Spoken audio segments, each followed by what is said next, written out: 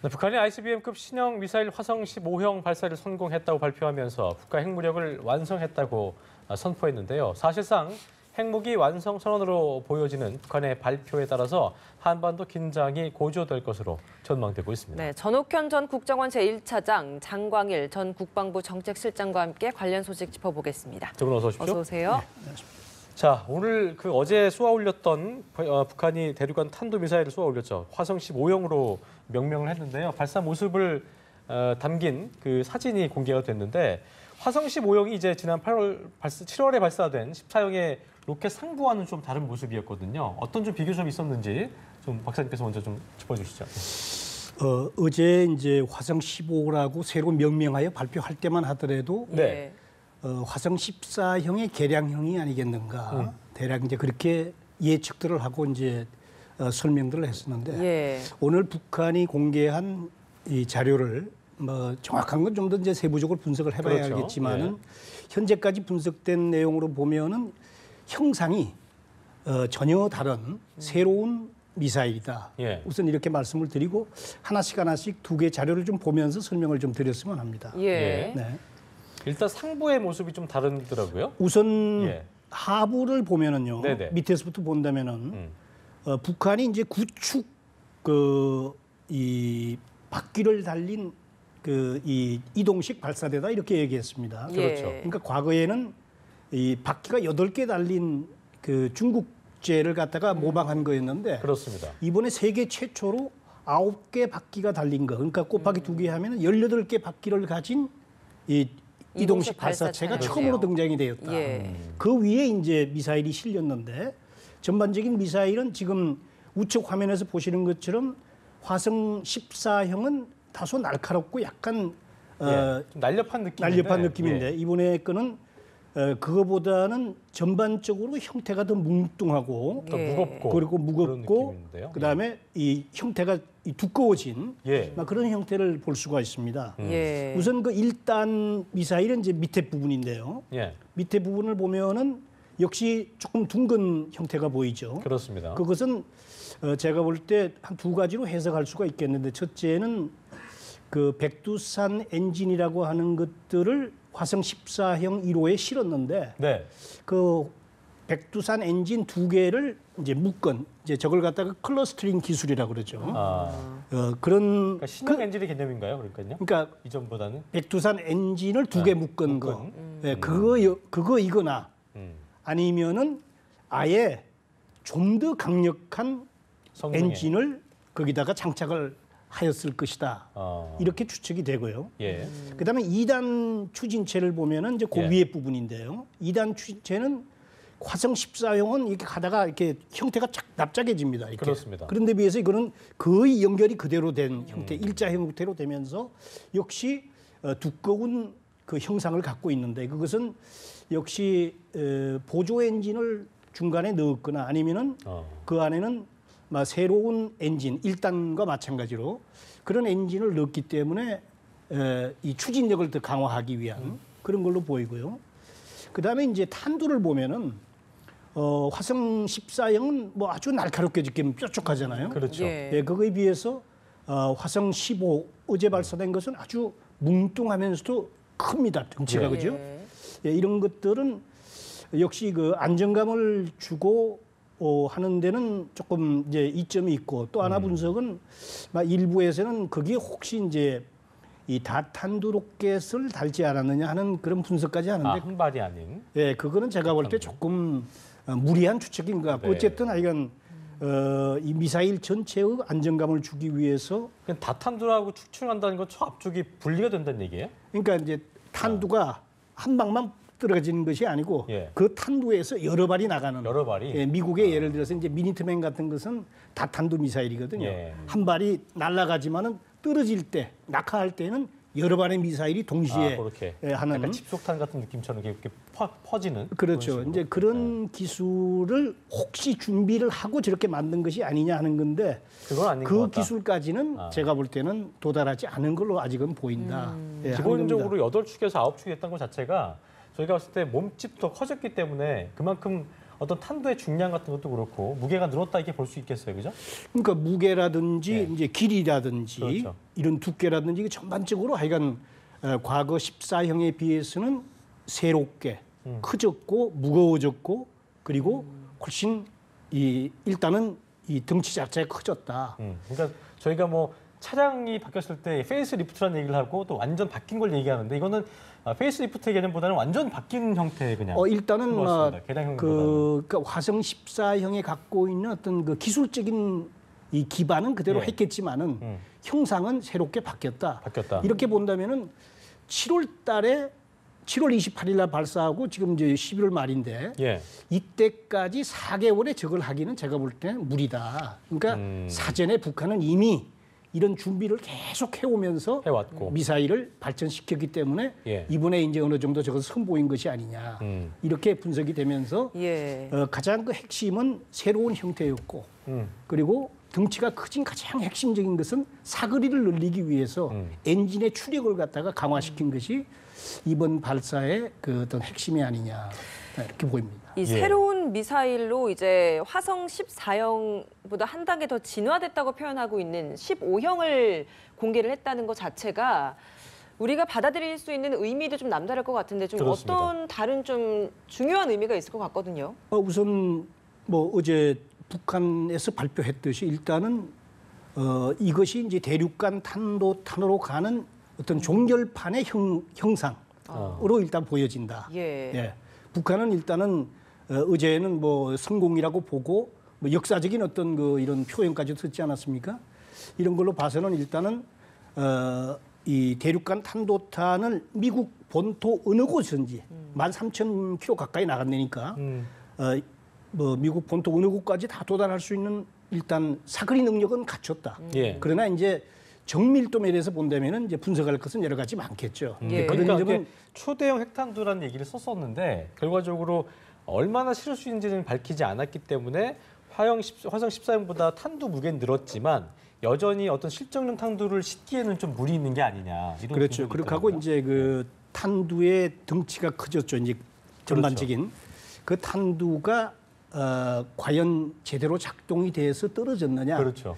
하는 것은 여러 가지 면에서 추측을 해볼 수밖에 없는 분위기가 그렇죠. 그러니까 뭐 재진입에 성공을 했느냐, 그다음에 재진입이 성공하면서 이 떨어지는 낙하 과정에서의 종말 유도 단계가 손상 없이 그대로 떨어졌느냐. 얼마나 정확하게 예, 그거는 목표점에 조금 의문이 있습니다만은 일단 미국 본토 어느 곳까지 도달할 수 있는 사거리 도달한 그런 원시적인 형태의 ICBM이 일단 성공했다 하는데 제가 볼 때는 의미가 있다는 거죠. 그래요. 예, 알겠습니다. 네, 차장님께 좀 여쭤보겠습니다. 예. 이번에 이제 중대 성명 발표를 한 그 내용을 두고도 좀 우리 내부 전문가들 사이에서도 좀 의견이 엇갈리는 것 같습니다. 15형을 발사를 하고 여기에 대해서 완성된 로켓이 개발이 완성이 됐다라는 강력한 표현을 했다라는 데 있어서 앞으로 더 나아가서 더 7차 핵실험이나 더 큰 실험까지 할 가능성이 있다라고 우려를 하는 사람도 있지만 우려가 깔린 그 배경 뒷면에 또 끝판에 이제 우리 체제를 흔들지 않는다면 위협이 되지 않는 것이다라고 이야기를 하다 보니까 여기에 있어서는 미국의 군사력에 좀 꼬리를 내린 것이다 이런 해석을 하는 사람들도 있더라고요. 이 부분에 대해서 좀 어떤 의견이십니까? 그러니까 기본적으로 이제 북한은 현 김정은 체제에서는 핵을 절대 포기하지 않습니다. 그러면 이제 핵을 포기하지 않는다는 얘기는 예. 국제사회가 인정을 하든 안 하든 간에 예. 사실상 핵 무력으로 말하자면 북한을 방어할 수 있는 또 한국과 미국을 필요하다고 판단될 경우 공격할 수 있는 능력을 갖추는 거거든요. 예. 그렇기 때문에 지금 현재 6차례의 핵실험을 통해서 상당한 수준의 이런 핵 무력을 완성도에 가깝게 가져온 건 사실이에요. 예. 이번에 아까 얘기하신 대로 핵 무력 완성의 역사적 대업을 이뤘다 이렇게 돼 있잖아요. 이뤘다. 그러니까 이제 핵 무력이 완성됐다는 것을 1차적으로 일단 선언한 겁니다. 그렇지만은 현재 가장 중요한 것이 이제 미사일 같은 경우 ICBM 즉 핵탄두를 소형화해가지고 실제적으로 이제 정상 각도로 발사를 해가지고 정말 자기네가 설정한 그 그렇죠. 타격 지점에 정확하게 떨어지는 거 이제 확인 그런 기술을 우리 보여줘야 되지 않습니까? 이런 것은 아직 지금 미흡한 걸로 보는 것이 일반적인 미국이나 한국이나 일본 정부의 공식적인 평가고 예. 전문가들도 거기에 대해서는 일치를 보이고 있어요. 예. 그렇다고 본다면 이런 일부 미비한, 극히 일부 미비한 이런 재진입 기술이라든가 핵탄두의 소형화라든가 그다음에 기폭 장치가 성공적으로 작동하는 거 이런 기술적 측면에서의 일부 미비점을 보완하기 위해서는 불가피하게 한두 차례의 추가적인 핵실험은 반드시 이루어질 수밖에 없고 예. 이런 추가적인 핵실험을 준비하는 지구들은 이미 한국이나 미국, 일본 정부들이 각종 관측 장비를 통해서 계속 입수하고 있다. 예. 그렇기 때문에 타이밍이 문제지 추가적인 핵실험은 반드시 한다 이렇게 보는 것이고 예. 그다음에 자기네가 먼저 위협하지 않겠다 이런 얘기는 왜 하는 것이냐. 예. 그걸 그래서 꼬리를 내렸다 이렇게 보는 것은 잘못된 북한 김정은 체제의 정체를 잘못 보는 것이다. 왜냐하면 김정은 체제가 핵을 개발하고 있는 것은 단순하게 자기네가 지금 얘기한 대로 방어적 차원의 무기를 개발하는 게 아닙니다. 예. 바로 그것이 이제 김정은식, 북한식 표현이에요. 지금 김정은이는 공격하겠다고 핵 개발한다는 적이 한 번도 없어요. 초기 단계에는 평화적인 목적으로 핵을 개발하고 한다고 그랬어요. 평화적인 목적. 그래서 항상 위성 발사한다고 그랬지 않습니까? 이런 미사일도. 그렇죠. 미사일이라는 말을 한 번도 안 썼어요. 항상 자기네들은 위성만 발사한다고 그랬거든요. 그것이 사실상 우리 정부 당국에서 이게 공격용 미사일 이렇게 본 겁니다. 그렇기 때문에 자기네가 어떤 도발적 성격을 가지고 있다는 걸 강조하고 그다음에는 자기네가 핵과 미사일을 개발하는 당위성을 확보하기 위해서 자위적으로만 한다. 핵 억지력이라는 것이 아니고 자기는 핵 자위력을 갖는다고 그럽니다. 예. 그렇기 때문에 나온 표현이지 사실상으로는 언제든지 북한이 가지고 있는 어떤 대남 사업, 대남 전략, 통전 전략, 한반도의 적과 통일 이 맥락 안에서 이런 핵과 경제의 병진 노선을 포기하지 않고 있다. 이런 거를 간과하면 절대 안 된다. 저는 그렇게 봅니다. 그래요, 예. 알겠습니다. 지금- 아까 장 박사님 얘기하신 것처럼 말씀해 주시죠. 네, 전 차장님 말씀에 이제 전적으로 동감을 하면서 예. 이제 방금 말씀드렸던 미사일에 관해서 조금 부가 설명을 드린다면은 이제 핵실험도 방금 말씀드린 대로 제가 볼 때 충분히 일단은 성공을 수소폭탄까지 했다고 했지만 핵 능력을 고도화하기 위해서는 한두 번의 핵실험도 더 할 것이다 그렇게 불가피하다고 예측을 봐야 되는 거죠. 할 예. 뿐만 아니고 미사일도 지금 그 어제 발사는 했지만 이게 오늘 발표된 대로 사실은 이런 형태의 미사일이 처음 공개가 되고 발사했거든요. 예. 그러니까 어떻게 보면은 북한은 이번에 미사일을 발사하면서 다른 것보다도 우선 안정적으로 일단 성공을 해야 된다 하는데 초점을 맞추고 성공의 가장 핵심은 엔진 출력을 높여가지고 사거리를 보여서 미국의 어느 지역에도 도달할 수 있다는 이 점을 미국에도 각인시키고 세계 어느 나라에도 각인시키는데 중점을 뒀다면은 앞으로 해야 될 북한의 과업은 이걸 좀 더 고도화시키고 정교화시켜서 말씀하신 대로 정확도를 예. 정상각도 예. 아니면 한두 번 최소한 몇 번은 정도 실험을 거쳐서 무기화까지 갈 수밖에 없기 때문에 이것이 뭐 북한이 꼬리를 내렸다 또는 이걸로 끝난다는 것이 아니고 앞으로도 제가 볼 때 군사적 모험주의는 계속 갈 수밖에 없고 예. 충분한 완성도를 완전히 갖출 때까지는 그렇습니다. 계속 시험을 하지 않겠느냐. 저희가 북한 관련 기사를 볼 때마다 이제 시청자분들도 그렇고 많이 듣는 단어 중에 하나가 재진입 기술이라는 건데 결과적으로 그 확보는 했다고 주장을 했지만 실제로 이게 재진입 기술이라는 게 뭐 어떤 그 공학적으로도 되게 단기적 극복이 어려운 거라면서요. 그렇기 때문에 아까 말씀하신 대로 정상적 각도로 쏘아 올리지 않았기 때문에 대기권의 재진입 성공했다고 주장하는 것은 좀 무리가 있다. 그럼에도 불구하고 핵무력 완성이라고 한 것은 어떤 의미인 것이냐. 이 부분 좀 저희 짚어봐야 될 것 같습니다. 우선 이제 재진입부터 좀 짚고 넘어가고 싶은데요. 예를 들어서 이제 그 대기권을 나갔다가 예. 다시 대기권으로 들어오면서 엄청난 속도입니다. 이게 대략 마하 한 20 정도로 보거든요. 그렇죠. 예. 그러니까 빛의 속도보다 20배 가까운 그 엄청난 속도로 떨어지면서 대기권의 마찰 때문에 온도가 약 5,000도에서 7,000도까지 간다는 거거든요. 예. 그러니까 그 철을 포함한 저 뭐 재질을 갖다가 아주 잘 만들었다고 하더라도 그 재질이 7,000도의 고열에 부딪히면서 이것이 이제 마모가 됩니다. 네. 그걸 갖다가 이제 기술적으로 상마 기술이라고 그러죠. 예. 그러니까 그 아주 그 균등하게 미사일 탄두가 깎여 나가서 제대로 성능을 발휘해야 되는데 그 성능을 제대로 발휘했는지는 사실은 확인하기가 쉽지 않다. 쉽지 않고 그다음에 이제 마지막에 떨어질 때의 일본 그 EEZ 때 떨어질 때의 지금 얘기는 그 뭐 불덩어리가 이렇게 떨어졌다고 얘기하지 않습니까? 예. 또 칼기가 지나가다가 기장이 그걸 보면서 이제 뭐 일본 쪽에 전화했다는 그런 얘기도 있고 그런데 어쨌든 떨어질 때의 정황으로 보면은 이것이 온전한 형태의 미사일로 완벽한 기술을 갖추고 떨어지기까지는 제가 볼 때 아직은 넘어야 될 산이 좀 더 있다 하는 겁니다. 예. 그럼에도 불구하고 이제 그래. 그 핵 강국이라고 스스로 얘기할 수 있는 것은 어쨌든 핵을 실어서 탑재할 수 있고 또 그 탑재한 핵이 이를테면은 자기들이 목표한 지역까지는 어느 정도까지 뭐 그것이 조금 몇 킬로의 편차가 있다고 하더라도 미국 본토 어디가 떨어지면 되는 거 아닙니까? 그런 점에서 북한은 미국을 위협할 수 있는 일단은 수단과 능력을 갖추고 간다 하는 점에서 우리가 위협의 강도를 갖다가 인식해야 됩니다. 예.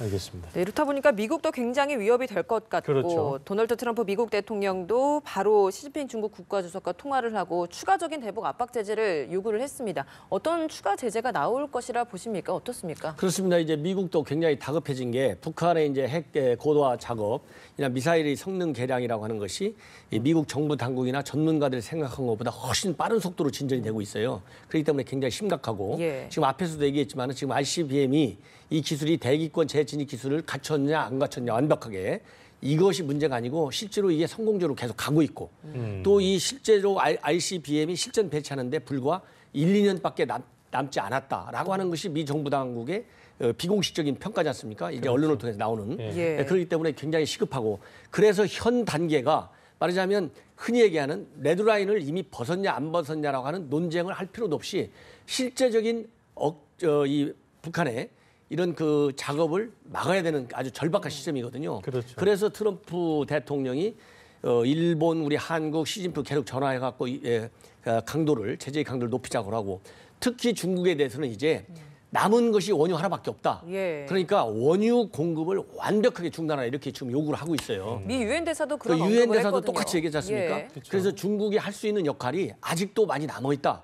이렇게 얘기를 하고 있습니다. 그러나 미국의 입장에서는 현재 중국에 대해서 굉장한 압박을 가하고 있지만은 이번에 중국 특사가 이런 미국의 압박도 감안하고 또 국제사회의 이런 제재 분위기도 감안해서 중국도 중국 나름대로 G2에 상응하는 일정 수준의 역할은 국제사회에 보여줘야 중국도 말하자면 외교적 고립에서 탈피할 수 있지 않습니까? 그래서 이 연락부장까지 다 보냈는데 김정은이도 못 만나고 왔잖아요. 예. 이 정도로 김정은이가 지금 현재 중국의 말을 듣지 않고 있을 뿐만 아니고 중국의 입장에서는 현재 미중 간의 갈등 구조 속에서 북한의 어떤 지정학적인 외교적 가치를 계속 키워나갈 필요가 있다고 이렇게 판단하는 겁니다. 그렇기 때문에 완전한 원유 공급 중단을 하지 않고 있다. 그래서 헤일리 그 유엔 대사가 원유 공급 확실히 중단해라 이렇게 얘기하니까 중국 대사가 원유 공급이라고 하는 것은 인도주의 측면까지도 네. 감안을 해서 결정해야 되기 때문에 그렇게 쉽지 않다. 이런 뉘앙스의 발언을 공개적으로 했어요. 그렇습니다. 그 정도로 원유 공급 중단의 미국 요구에 대해서 중국이 따라가 주기는 수용하기에는 상당한 외교적 부담이 따른다. 이렇게 말씀드릴 수가 그래요. 있겠습니다. 말씀하신 대로 중국의 대북 원유 공급 그 중단 등의 강경한 조치를 요구했지만 중국이 난색을 표하면서 어떤 그 결과적으로 지금 상황에서는 아까 이제 김정은이 중국말도 듣지 않은 상황에서 국제사회의 어떤 결의에 좀 반하는 걸 하는 것보다는 좀 동참하면 좋을 텐데 유엔 안보리사회에서 어떤 사실상 추가 제재에 불가 입장을 밝혔거든요. 이 부분은 어떻게 저희가 또 앞으로 더 그러니까 이제 해석하게 추가 제재가 이번에 이제 핵실험이 아니고 이제 ICBM이라고 하는 이제 미사일 발사거든요. 네. 그렇기 때문에 이제 핵실험을 통한 유엔의 제재가 나올 때 지난번에 지금 이제 원유 얘기가 나왔습니다만은 이미 이제 정유 제품 같은 것은 좀 이제 제한하는 걸로 지금 돼 있습니다. 그리고 이제 원유도 현재의 수준으로 동결하자 이 정도까지 유엔 제재 결의안에서 만들기는 만들었어요. 예. 그러나 그 이상 진전하는 것은 거부권을 가지고 있는 중국이 현 단계에서 강력하게 반대 의사를 표명했기 때문에 굉장히 어렵고 이 핵실험이 아닌 ICBM급 미사일 발사와 관련해 가지고 지금 6차 핵실험 때 나온 유엔의 제재 결의안보다 더 강력한 제재 결의안을 도출하는 데는 사실상 굉장히 어렵다. 그래서 미국 입장에서는 이런 유엔 차원의 어떤 그런 제재보다는 미국이 가지고 있는 독자적인 제재안을 추진하는 게 훨씬 실효적이지 않느냐. 그래서 현재 미국이 들고 나오는 것이 해상 봉쇄를 보다 더 강력하게 해야 되겠다. 해상 봉쇄. 예, 이런 얘기를 계속 하고 있고 예. 또 이 공화당 일각에서는 그 해상 봉쇄 말고도 이제는 군사 옵션을 좀 더 적극적으로 검토해야 되는 거 아니냐. 이런 이제 강경론이 지금 이제 조금 부상하려고 하는 분위기에 와 있다. 이렇게 말씀드릴 수가 있습니다. 예, 핵무력이 완성되는 시점까지 1-2년 정도밖에 남지 않았다라는 이야기를 좀 해주는 게 인상적인데 이 부분에 대해서는 좀 어떻게 보십니까? 언제 정도라고 굳이 실장님께서는 추측해보자면 보십니까? 어떻게 좀 예상하고 계세요? 이미 아까 말씀드린 대로 핵과 미사일은 지금 뭐 레이더 라인을 밟았거나 들어온 상태로 사실은 봐야 됩니다. 예. 특히 안보 문제에 관해서는 이 상황에 대한 인식이 제가 볼 때 가장 중요한데 이 안보적인 상황은 낙관적이거나 감상적이거나 희망적인 사고를 가져서는 안 됩니다. 예. 안보 문제에 관해서는 어떤 경우든 최악의 상황을 상정한 상황에서 대비를 해야 되거든요. 예. 그래야지 이상이 없지 않겠습니까?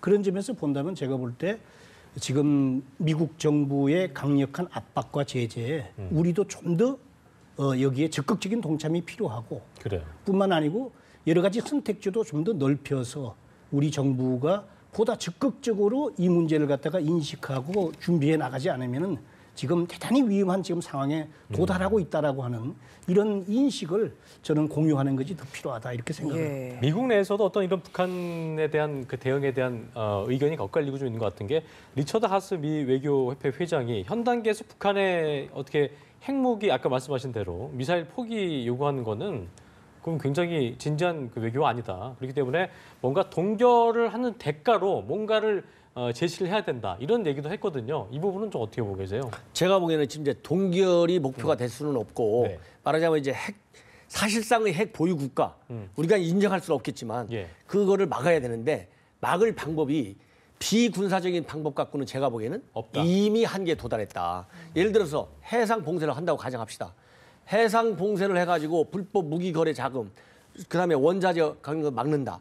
이미 99.9% 다 가 있어요. 이걸 지금 막은들 무슨 의미가 있겠으며 그걸 막아가지고 비핵화로 간다는 것은 그냥 이론적으로는 가능할 수 있을지 모르지만 현실적으로 불가능한 얘기다. 왜? 이미 핵 고도화 작업이 완성돼 있고 예. 실전 배치만을 남겨져 있는 상황이거든요. 빠르면 내년부터라도 단거리 미사일 같은 거는 다 이미 배치할 가능성이 굉장히 높다고 보는 것이 일반론이에요. 그렇기 때문에 제가 보기에는 현재 미국에서도 군사 옵션을 얘기를 나왔다가 군사 옵션 얘기가 조금 들어갔어요. 그래서 지금 그렇지만은 군사 옵션이 가지고 있는 어떤 제재의 효과, 심리적인 위축 효과, 또 이제 위협 인식의 가능성을 높여주기 위해서 예. 군사 옵션이라고 하는 것이 그런 실질적인 그런 그 군사적인 압박, 심리적인 부담. 예를 들어서 더 핵을 만약에 개발한 핵을 실전 배치하면 예. 김정은이가 죽는다라고 할 정도의 군사적인 옵션이 살아있다. 이렇게 나오도록 한미일 간의 이 공조를 굉장히 강화하는 것이 실질적으로 전쟁을 예방하는 것이다. 저는 이제 그런 얘기를 들었습니다. 예를 들어서 쿠바 미사일 위기가 60년대 초에 왔을 때 당시 대통령이 만약에 소련이 이 위기 국면을 해소하는데 먼저 선제적으로 행동하지 않으면 우리가 핵 공격을 하겠다.